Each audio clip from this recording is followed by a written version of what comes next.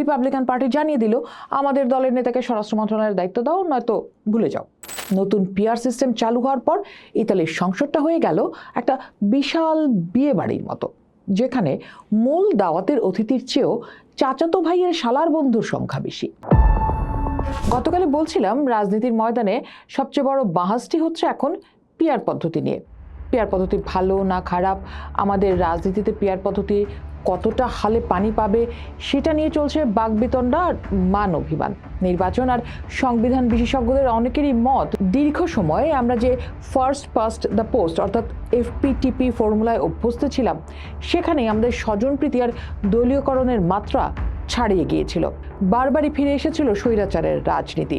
এই যে রাজনৈতিক দলগুলোর স্বৈরাচারী ভূমিকায় অবতীর্ণ হওয়ার রাস্তা বন্ধ করতে যে পিআর পদ্ধতির আলাপটি তোলা হয়েছে, সেটা কতদূর যেতে পারে তার সম্ভাবনা নিয়েই আজ আলাপ করতে চাই।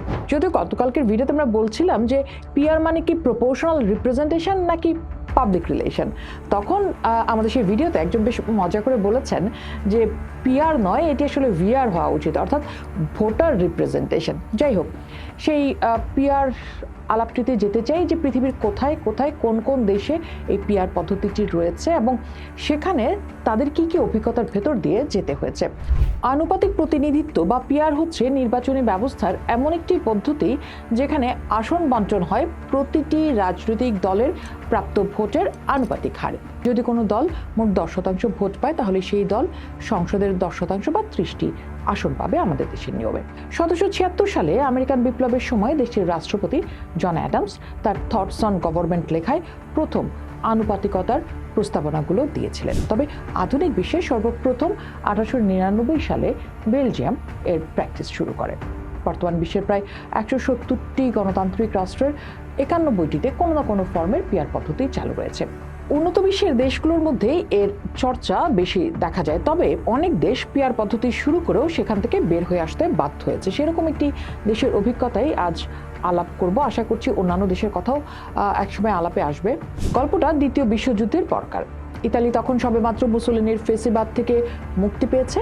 দেশের মানুষ সিদ্ধান্ত নিল এমন এক গণতন্ত্র বানাতে হবে যেখানে আর কোনোদিন একজন স্বৈরাচারী মাথা তুলে দাঁড়াতে না পারে। সবার কথা শোনা হবে, প্রত্যেকটা ভোটের দাম থাকবে। আইডিয়া দারুণ না? জি, অবশ্যই আইডিয়া দারুণ, কিন্তু এরপর কি ঘটলো সেটাই জানাই। সমাধান হিসেবে তারা বেছে নিল একেবারে খাঁটি নির্ভেজাল প্রপোর্শনাল রিপ্রেজেন্টেশন বা পিআর সিস্টেম। তাদের যুক্তি ছিল যে দল যত শতাংশ ভোট পাবে ঠিক তত শতাংশ আসন সংসদে পাবে। একদম ফেয়ার অ্যান্ড লাভলি, কোনো দলের প্রতি কোনো অবিচার হবে না। কিন্তু এই অতি ভালো হতে চাওয়ার মধ্যেই যে একটা টাইম বোমা লুকিয়েছিল তা কে জানত। নতুন পিআর সিস্টেম চালু হওয়ার পর ইতালির সংসদটা হয়ে গেল একটা বিশাল বিয়ে বাড়ির মতো, যেখানে মূল দাওয়াতের অতিথির চেয়েও চাচাতো ভাইয়ের শালার বন্ধুর সংখ্যা বেশি। ছোট বড়, ডান বাম, মধ্যপন্থী, কট্টরপন্থী, এমনকি যারা শুধু পাস্তা খেতে ভালোবাসে তাদেরও একটা রাজনৈতিক দল সংসদে ঢুকে পড়ল। ফলাফল, সরকার গঠন করতে গেলেই শুরু হতো আসল কমেডি অফ এরর্স। ধরুন, সবচেয়ে বড় দল খ্রিস্টান ডেমোক্রেটরা সরকার বানাতে চায়। তাদের আসন আছে 40%। সংখ্যাগরিষ্ঠতার জন্য তাদের দরকার আরও 11%। এখন তারা ছোট ছোট দলের কাছে ধর্ণা দেওয়া শুরু করলো। সোশ্যালিস্ট পার্টি বলল, আমাদের অর্থমন্ত্রী বানাতে হবে, নইলে আমরা নেই। লিবারেল পার্টি বলল, আমাদের অমুক আইনটা পাশ করে দিতে হবে, নইলে বাবা আমরা এখানে থাকবো না। রিপাবলিকান পার্টি জানিয়ে দিল, আমাদের দলের নেতাকে স্বরাষ্ট্র মন্ত্রণালয়ের দায়িত্ব দাও, নয়তো ভুলে যাও। এমনকি 2-3টা আসন পাওয়া দলও এমন ভাব নিতে থাকলো যেন তাদের ছাড়া সরকার চালানোই অসম্ভব। এরপর যা ঘটলো তা রীতিমতো বিশ্ব রেকর্ড। সরকার গঠন করাটা হয়ে গেল একটা মিউজিক্যাল চেয়ার খেলার মতো। আজ যে প্রধানমন্ত্রী, কাল সকালে ঘুম থেকে উঠে তিনি দেখছেন তার চেয়ারে অন্য কেউ বসে আছে। 1946 থেকে 93 সাল পর্যন্ত, মানে প্রায় 47 বছর ইতালিতে সরকার গঠিত হয়েছিল 50 বারেরও বেশি। এমনকি অনেক সরকারের আয়ুষ কয়েক মাস তো দূরে থাক, কয়েক সপ্তাহও ছিল না। প্রধানমন্ত্রী ঘুম থেকে উঠে হয়তো দেখতেন খবরের কাগজ খুলে তার জোটের ছোট্ট একটা দল সমর্থন তুলে নিয়েছে এবং তার সরকারের পতন হয়েছে। এই রাজনৈতিক অস্থিতিশীলতার কারণে কোনো দীর্ঘমেয়াদী পরিকল্পনা বা অর্থনৈতিক সংস্কার করা যাচ্ছিল না। দেশটা চলছিল একরকম জোড়াতালি দিয়ে। এই অন্তহীন জোট ভাঙ্গা করার খেলার পেছনে যে একটা বিশাল দুর্নীতির চক্র তৈরি হয়েছিল তার সামনে এলো 90-এর দশকের শুরুতে। দেখা গেল ছোট রাজনৈতিক দলগুলোকে হাতে রাখতে বড় রাজনৈতিক দলগুলো সরকারি পদ আর টাকার বন্যা বইয়ে দিচ্ছে।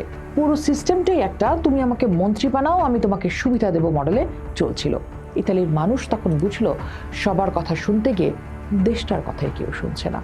অবশেষে 93 সালে ইতালির জনগণ গণভোটের মাধ্যমে এই পিআর সিস্টেমকে প্রায় বাতিল করে দেয়।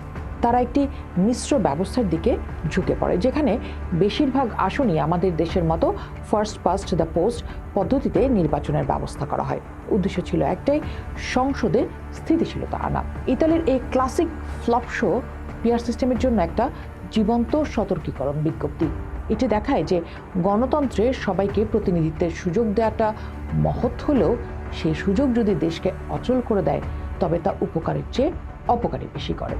গণতন্ত্রের দাওয়াতে সবাইকে ডাকতে গিয়ে যদি মূল ভোজটাই পণ্ড হয়ে যায় তাহলে সেই দাওয়াতের আর দাম কি?